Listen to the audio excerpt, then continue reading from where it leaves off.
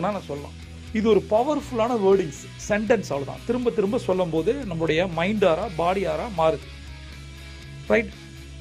இதை நம்ம சொல்றதுக்கு முன்னாடி நம்ம மனசுல நிறைய நெகட்டிவ் இருக்கு இல்ல, வெஞ்சன்ஸ் இருக்கு, கோபங்கள் இருக்கு, குரோதங்கள் இருக்கு, வெறுப்புகள் இருக்கு. இதெல்லாம் மாற்றுவதற்காக, அதை முற்றிலும் நீக்குவதற்காக நம்ம ஒரு விஷயத்த பண்றோம்.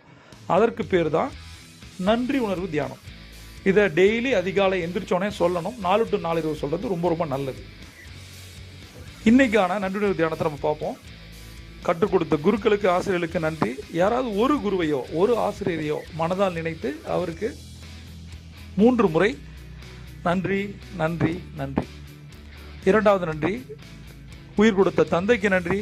அவர் நம்மோடு இருந்தாலும் ஆத்மாவாக இருந்தாலும் மனதார 3 முறை நன்றி நன்றி நன்றி. மூன்றாவது நன்றி, உயிர் கொடுத்த அன்னைக்கு நன்றி. அவர்கள் நம்மோடு இருந்தாலும் ஆத்மாவாக இருந்தாலும் மனதார 3 முறை நன்றி நன்றி.